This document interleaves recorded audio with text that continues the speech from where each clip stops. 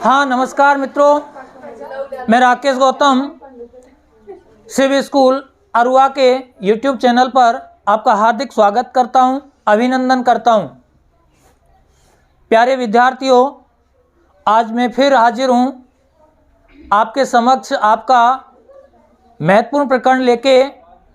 और अपना प्रकरण चल रहा था कक्षा 12वीं में, जो माध्यमिक शिक्षा बोर्ड राजस्थान ने संशोधित पाठ्यक्रम के तहत जो अलंकार दिए, उन अलंकारों को हम पढ़ रहे थे। उनमें से हमने पहला अलंकार पढ़ लिया था, अनुप्रास अलंकार। अनुप्रास अलंकार का हम अध्ययन कर चुके थे। अनुप्रास यानी काव्य की पंक्ति में जब किसी वर्ण की आवृत्ति निश्चित क्रम में होती है तो वह अनुप्रास अलंकार होता है। और अनुप्रास के हमने 5 भेद पढ़े थे: छेकानुप्रास, छेकानुप्रास और वृत्यानुप्रास, तीसरा श्रुत्यानुप्रास, और चौथा पढ़ा था हमने अंत्यानुप्रास, और अंतिम पढ़ा था हमने लाटानुप्रास। आज अगला जो अलंकार आता है विद्यार्थियों, वो आता है श्लेष अलंकार। कौन सा आता है? श्लेष अलंकार। और श्लेष का शाब्दिक अर्थ होता है चिपकना। श्लेष का शाब्दिक अर्थ होता है चिपकना। विद्यार्थियों, इसकी जो परिभाषा होती है,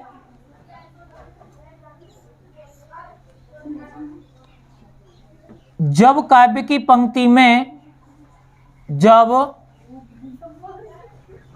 काव्य की पंक्ति में किसी एक शब्द के प्रसंगानुसार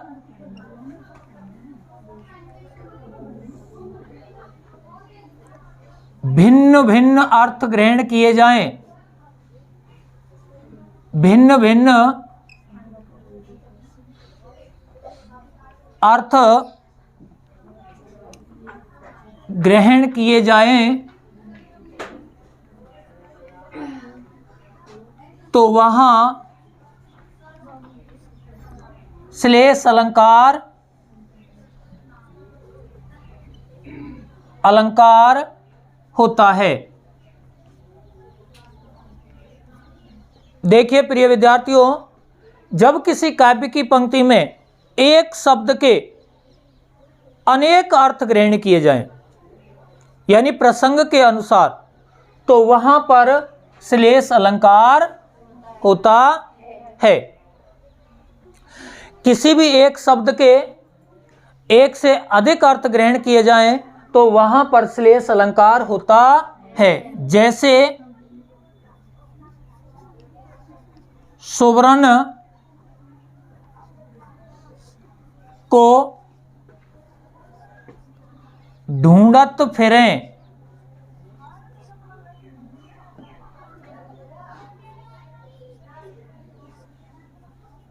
कभी व्यभिचारी चोर। देखिए विद्यार्थियों, सुवर्ण, ये सुवर्ण शब्द में श्लेष अलंकार होगा। क्यों? क्योंकि सुवर्ण शब्द का कवि के संदर्भ में जो अर्थ निकलेगा वो निकलेगा सुवर्ण, यानी अच्छे अक्षर।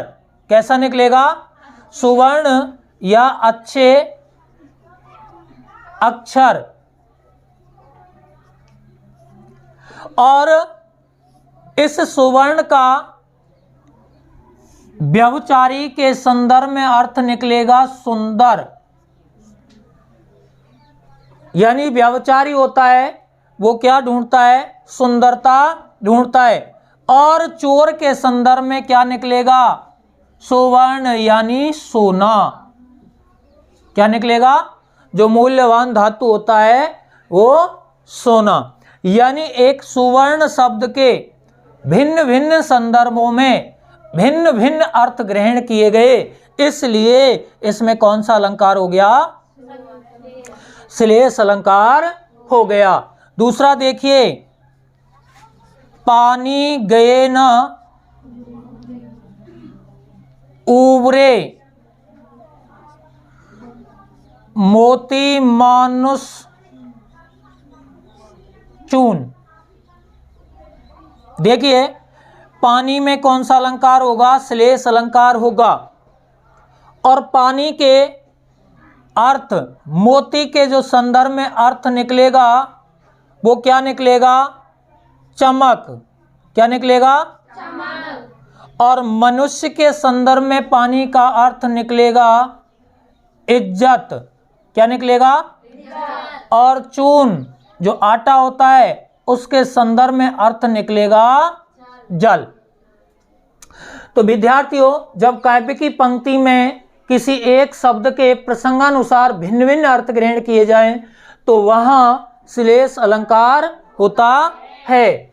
जैसे सुवर्ण को ढूंढत फिरे कवि व्यभिचारी चोर, तो सुवर्ण का अर्थ कवि के संदर्भ में सुवर्ण यानी अच्छे अक्षर, अच्छे वर्ण, और व्यभिचारी के संदर्भ में सुंदर, और चोर के संदर्भ में क्या अर्थ निकला? सोना। ऐसे ही पानी गए न उबरे मोती मानुष चून। तो देखिए पानी के भिन्न भिन्न संदर्भों में भिन्न भिन्न अर्थ निकले। मोती के संदर्भ में अर्थ निकला चमक, और मनुष्य के संदर्भ में अर्थ निकला इज्जत, और चून के संदर्भ, चून यानी आटे के संदर्भ में अर्थ क्या निकला? जल। तो ये होता है विद्यार्थियों श्लेष अलंकार। श्लेष अलंकार का विद्यार्थियों आप स्क्रीनशॉट लेना चाहते हैं, आप इसका स्क्रीनशॉट लीजिए। ये हुआ विद्यार्थियों श्लेष। अब श्लेष के बाद आता है अपना तीसरा अलंकार, यमक अलंकार। और यमक का जो लक्षण होता है, जब काव्य की पंक्ति में किसी शब्द की आवृत्ति, किसी शब्द की आवृत्ति भिन्न भिन्न अर्थों में हो, भिन्न भिन्न अर्थों में हो, तो वहाँ यमक अलंकार होता है। यमक अलंकार होता है। जब किसी काव्य की पंक्ति में किसी शब्द की आवृत्ति भिन्न भिन्न अर्थों में हो तो वहाँ यमक अलंकार होता है। और जब किसी काव्य की पंक्ति में किसी शब्द की आवृत्ति एक ही अर्थ में हो तो वहाँ पर ध्यान रखना, वहाँ पुनरुक्ति प्रकाश अलंकार होता है। जैसे देखो यमक में कनक कनकते, कनक कनकते सौगुनी, मादकता अधिकाय,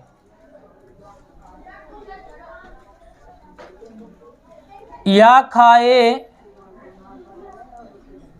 बोराए नर बा पाए बोराए जग।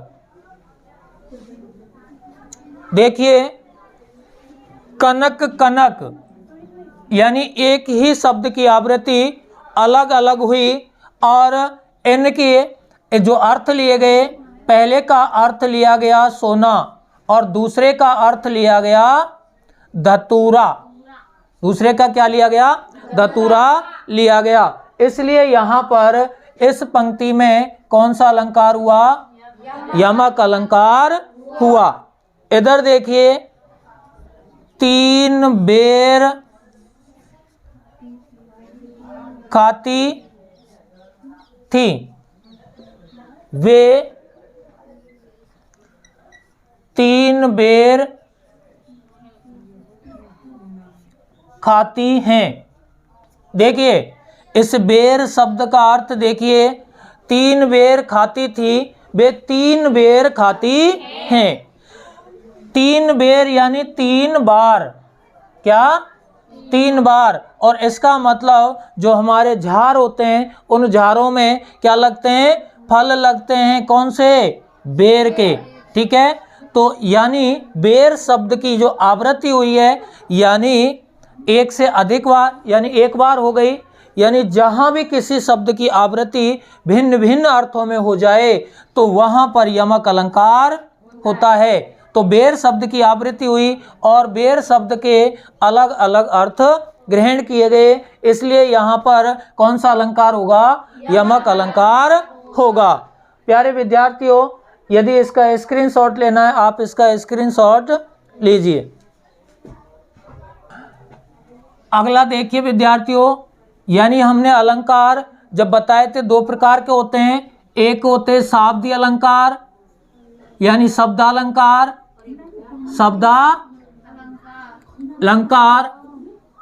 और दूसरे बताए थे हमने अर्थालंकार,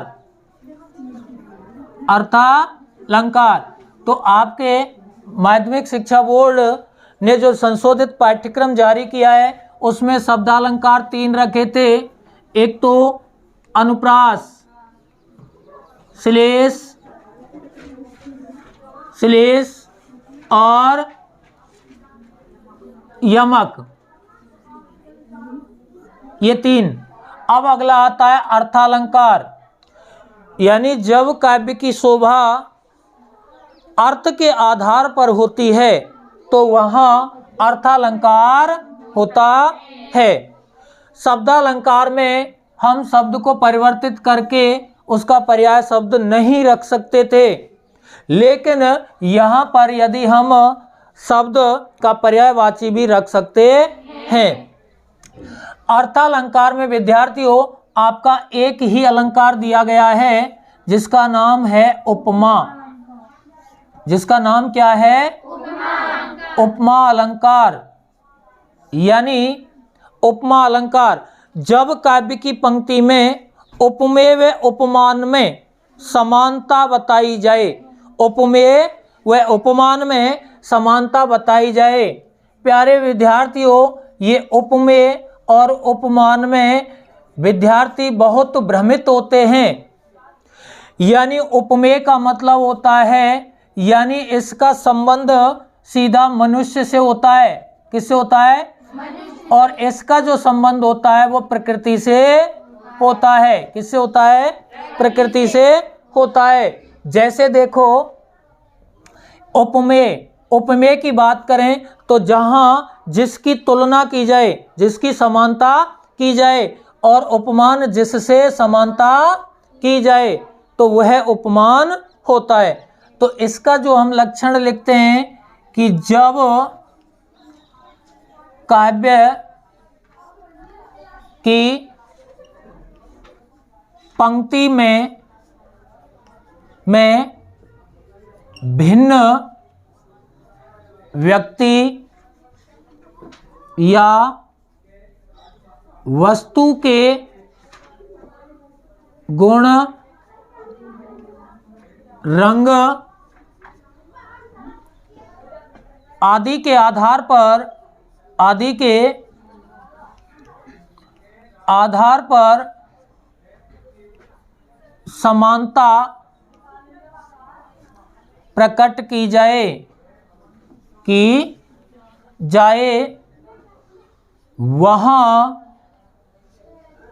वहाँ उपमा अलंकार होता है। वहाँ उपमा अलंकार होता है। प्रिय विद्यार्थियों, उपमा अलंकार के 4 अंग होते हैं। उपमा अलंकार के 4 अंग होते हैं। 4 अंग होते हैं। नंबर 1 उपमेय, उपमान, समान धर्म और वाचक शब्द। देखिए, वाचक जो शब्द होते हैं सा, सम, से, सरेस, सदृश आदि, ये क्या होते हैं? वाचक शब्द होते हैं। और उपमेय जिसकी समानता बतलाई जाए और उपमान जिससे समानता बताई जाए। और समान गुणधर्म जो दोनों में समान गुण होता है तो उसे कहते हैं समान धर्म। यानी उपमेय जिसकी समानता बतलाई जाए और उपमान जिससे समानता बतलाई जाए। और समान धर्म होते हैं कि दोनों में बराबर यानी समान क्या गुण हैं। इधर वाचक जो शब्द होते हैं वो सा, सम, से, सरे, सदृश आदि होते हैं। देखिए, जैसे एक उदाहरण लिखते हैं यहां, जैसे सागर सा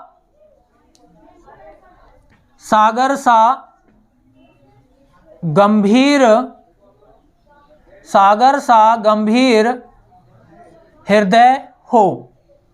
सागर सा गंभीर हृदय हो। अब देखो, यहां पर जो उपमेय है वो क्या है? हृदय। और हृदय की जो समानता बताई गई है वो किसके बताई गई है? सागर से। किससे बताई गई है? सागर से। अब देखो, हृदय का जो संबंध है वो मनुष्य से या प्रकृति से? हृदय का संबंध मनुष्य से। जब मनुष्य से है तो ये क्या हो जाएगा? उपमेय। यानी हृदय वाक्य में क्या हो गया? हृदय क्या हो गया वाक्य में? उपमेय। और देखो, जिससे समानता बताई गई है, किससे बताई गई है? सागर से बताई गई है। और सागर क्या है? प्रकृति। तो ये क्या हो जाएगा विद्यार्थियों? उपमान। तो उक्त वाक्य में सागर क्या हुआ? उपमान। और समान धर्म क्या है? गंभीर। समान धर्म क्या है? गंभीर। ठीक है। और वाचक शब्द क्या है इसमें? सा। तो ये होता है विद्यार्थियों उपमा अलंकार। इसका आप स्क्रीनशॉट लो और इसके बाद 1-2 उदाहरण और देखते हैं। देखिए, अगला इसका उदाहरण, पीपर पात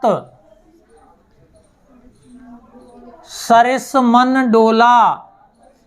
पीपर पात सरिस मन डोला।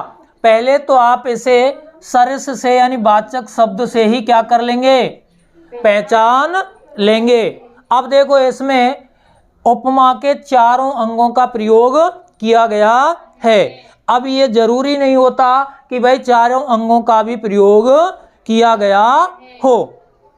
देखो जैसे अब यहां हम बात करें तो पीपर पात, इसका संबंध किससे? प्रकृति से। और मन का संबंध किससे है? मन, मनुष्य से। तो यहां विद्यार्थियों उपमेय क्या हो गया? उपमेय कौन सा हो जाएगा? उपमेय क्या हो गया? मन। उपमान क्या हो गया? उपमान क्या हो गया? पीपर पात।